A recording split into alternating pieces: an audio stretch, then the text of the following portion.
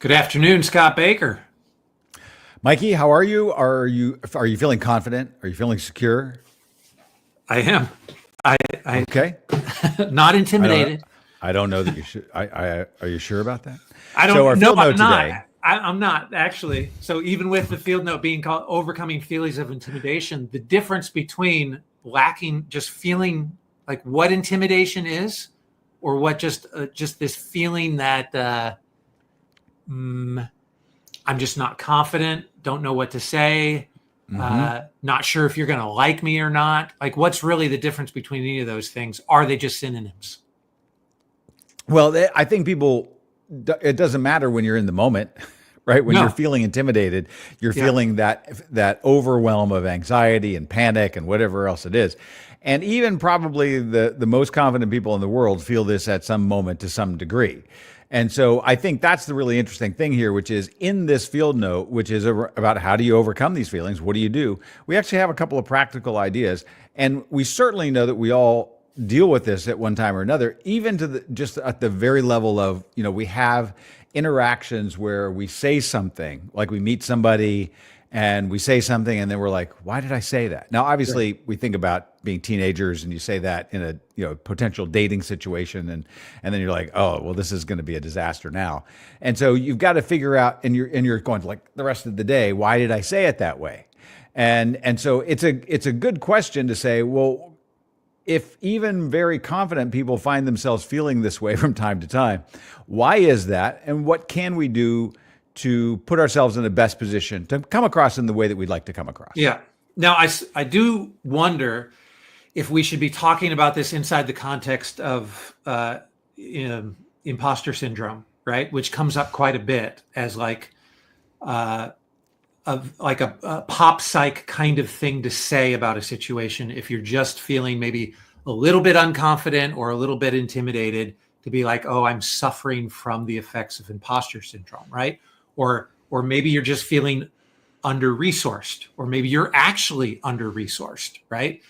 And so a lot of things in a pop psych kind of convention are getting lumped into this idea of imposter syndrome. And I don't know if it should necessarily go there. I think the research is somewhat limited on imposter syndrome at this point. Yeah. It's not been included in the psychological book, in the big book that is evaluated every year, that says what's a The real DSM. syndrome. Yeah. The DSM, Yeah. what's a real syndrome and what is not a real syndrome, Yeah. right? It's not been included in there.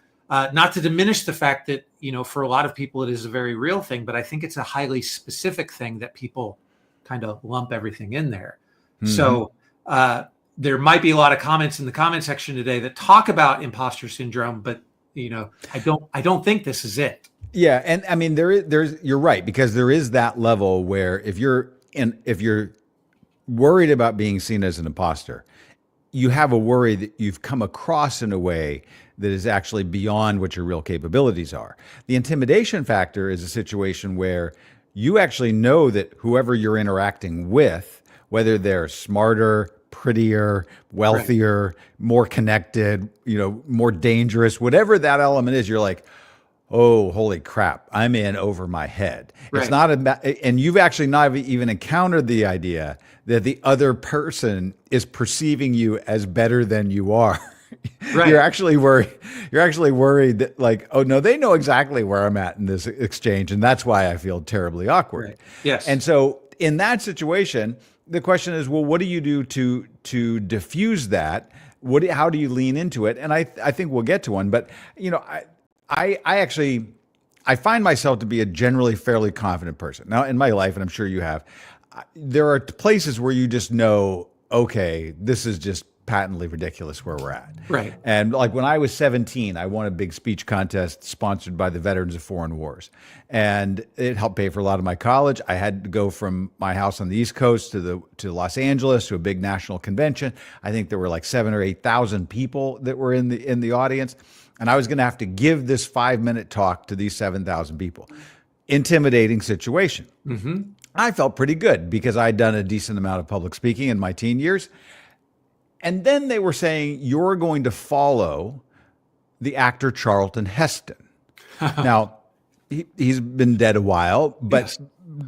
wind your way back to the early 80s, right? We weren't that far off of the movie The Ten Commandments and Right. Planet of the Apes. And so I had to get up right after he spoke. And I actually just said the thing everybody was thinking. And I just said, oh, great. You're making a teenager follow Moses. Yes. Right. So, and they all laughed. And then that helped me. Right. Now, that's one of the key points here in this field note is you can use humor and just the ridiculousness of the situation to put everybody at ease. And I actually like that. Right. And so, but we know that in that moment, that's going to happen. But here you go. I've got, fast forward 40 years. I've been in all kinds of situations, known plenty of celebrities, met, a bunch of presidents. I generally rarely feel intimidated and I met somebody Monday for the first time. And I was in a little interaction and I said something. I actually was thinking that it probably went pretty well. And I got back in my car and I was like, that was actually kind of a stupid thing to say. Why did I say that? Right. And then the rest of the day, what was I thinking about? Like, well, that's really crazy, Scott. Why would, Right. and then I worried him, and probably that person never thought about it again. Right. And yet I was obsessed the rest of the day with rethinking that conversation. Right. But So the intimidation why- is something you weren't dealing with. It was just you the were novelty. fine. Yeah, right. Saying the stupid thing was not something that your mouth wasn't limited in the moment. Yeah. You were not But- intimidated in that way. Yeah, but there was a status. There was a group of people that were in the discussion, and this was a very brief interchange, like about a minute, and some introductions were being made, and I made a comment, and said this, and I wanted to have it be a very brief, very positive, very good first encounter, a first impression, Right. that probably came across a little bit weird. Right. And that was my fault because I didn't just kind of take a step back, breathe for a second, not try to push it too hard, and just let it unfold, right? If I had just done that, everything would have been fine. Now, I know you've probably never had an awkward encounter in your life. My awkward encounters are mostly This was your opportunity to say, Scott, I'll make you feel better. You've told some awkward, examples here. I haven't even told the story where Brooke Shields asked me to dance, and I didn't know how to dance, and I had to kind of tap dance my way out of that situation. how funny. No, I Also, didn't- when I was 17, by the way. yeah, at the same party in Los Angeles. No, it was related to that, but it was a couple months later. Different. Yeah. No, I mean you've been a journalist. You've met a lot of famous people, and you've had to have in your professional capacity had to meet a lot of famous people, and so you probably had incentive to be like not act intimidated in that kind of way because you had a professional reason to turn that part of your fanboy brain off, right? I don't know that I've ever. I think I fanboyed around one person that I've met. It was so funny. It was a pastor and author up in Grand Rapids, Michigan. When I met him, Okay. I said something stupid in a way that he's like, He's still talking about it today. it's because that's what I end up thinking about is the person who is the famous person. They go through this kind of thing all day long. Right. So right. I was famous at a place that I worked because I was the guy up on stage. So for the 400 people that I was with, I was like the most popular person for 5 years. You had the microphone. Yeah. I was camp famous, right? Yeah. We just got off of a boat where my son, who was a performer on the boat, was recognized everywhere we 'Cause he's went a with him performer. on the ship. But he was boat famous, right? He was not right. famous anywhere else. But he couldn't get on an elevator with someone like, I know you, right? And so his job and his responsibility, and we ended up talking about it right there, is to help people kind of lower the awkwardness of the fact that they were fanning around him. So many of the things that my son could do, many of the things that I did when I was camp famous, I had these little things that I did to help kind of diffuse the potential awkwardness that other people felt of feeling weirdly intimidated around me. Like, not because I was overly intimidating, but just because people do silly things around people they perceive as famous, even though they're not famous, right? It's kind of funny. And but that's a totally different set of behaviors than what we're talking about here. Yeah, it is, because in the field note here, it's you can make things worse, right? Yeah. That's sort of the situation here, which is if it's not like you're being recognized, but you're actually in a thing where you all of a sudden you're in a meeting with somebody who does have a lot of resources, who is very powerful, Right. who maybe is super intelligent and incisive around this, and you're going to have to go toe to toe, or you're going to have to contribute. Well, then what happens is, even if you did okay, that would be one thing, but because of the anxiety around this, you say something silly or stupid or awkward, and it makes it worse. Because particularly if you're now no longer acting like you normally act, like if you've got your team is around the table too, and Mikey's leading our team, presentation on this, and all of a sudden Mikey is not being Mikey, we're all like, holy crap, this guy is really falling apart here. Like, what's going on, right? So that's the thing is, well, how do you stop that from happening in the middle of it? And you do have to kind of make a definition that says, anything that I feel about this is actually just probably my perception. And the research does show that. Like when they've done things where they've made people wear, silly t-shirts out in the field, and then they kind of gauge, well, how did people look at you? Did they seem to be judging you? And they kind of rate all of that. And most people actually don't even pay attention. Like they don't even really think that you're that weird. And so you have to be like, oh, people are not paying attention to me. We've all told our teenagers this. Yes. Right. Nobody really is paying that close attention to you. Yes. That's a common acne conversation. It is correct. Yeah. So aside from humor, which is mentioned here as one thing that you can kind of do to intentionally diffuse the situation, what else comes to mind? You're having these feelings. You have to talk. Maybe you're just as intimidated about making a joke because you don't find yourself particularly funny. So what else comes to mind for you in ways that kind of lower the intimidation factor?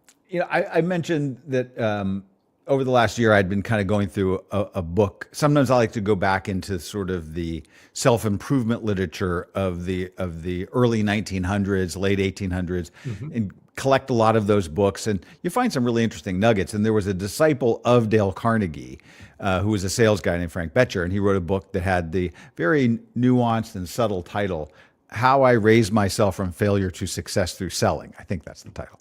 Okay. And he talks about, and this is back when he was a Major League Baseball player in the teens, and then broke his arm or something like that and ended up in sales. And he describes a scenario where he was kind of having his first sales calls with one of the big men, which would be, like, oh, I finally got this appointment. Probably were only men then. They were probably getting that window in to see. And then just being so totally panicked once he got into the office that he actually just said that. He just said to the guy behind the desk, I've been thinking about this for so long, and now that I'm here, I'm just actually terrified. I'm scared. And that actually diffused the situation. The guy stood up and said, I felt the same way when I was starting out. Let's sit down and talk. And so if you actually just say, I'm not sure what to say here. It's like, I've read all your books, or I've seen all your movies, or whatever else it is. What I have found is, one, if you prepare a little bit, if you just actually think it through, like, what are a couple of things that I might want to say? And that actually can help. If you know that interaction is coming, right? That's the part of that can actually help. But if you can actually just start with questions, then you're not having to make a statement. And what I have found, by the way, just if you're dealing with celebrities or people that are well known, is ask them about other stuff. Right. Even if you've read their books or seen their movies, just ask them about, like, what have you been excited about lately? What have you been reading? Is there, do you have a go-to podcast?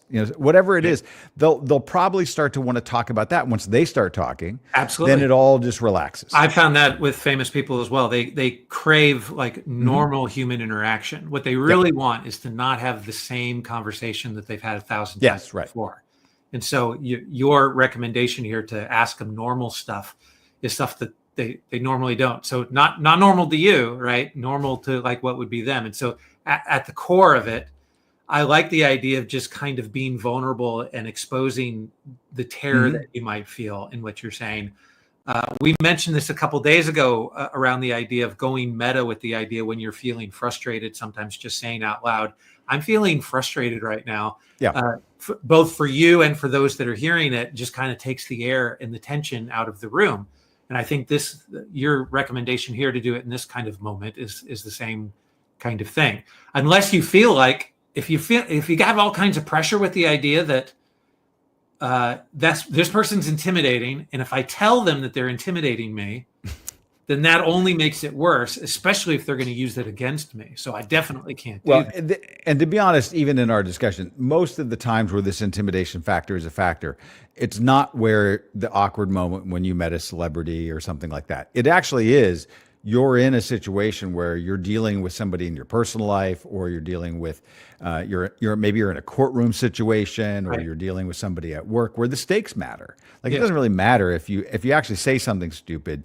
The couple of movies being shot in Pittsburgh right now. Pete Davidson's in town. John C. Reilly's in town. If I ran into any of them, I'd probably be able to have an okay conversation. I've done that before, and met people in airports, and sometimes I had a connection and all of that. But who cares if you actually screw up? You have a fun story to tell, right? Yeah. But some of these other ones, you actually have stakes that matter, that could matter to your career, to your family, to outcomes, to lawsuits, to all kinds of things. So you do need to think it through. And I think that just understanding there is a self-definition of what happens here, and you're often making it worse. So if you can get some perspective on that first stage, that you're able to step outside yourself for just a second, listen, breathe, ask questions, as we mentioned the other day, you're going to come across a little bit better. And if you have a way to have, I think it's good for anybody to develop a few points of humor that work well for them. Right. Even when I was a local television news anchor, a minor local celebrity, and there'd be bigger celebrities, sports stars, whatever.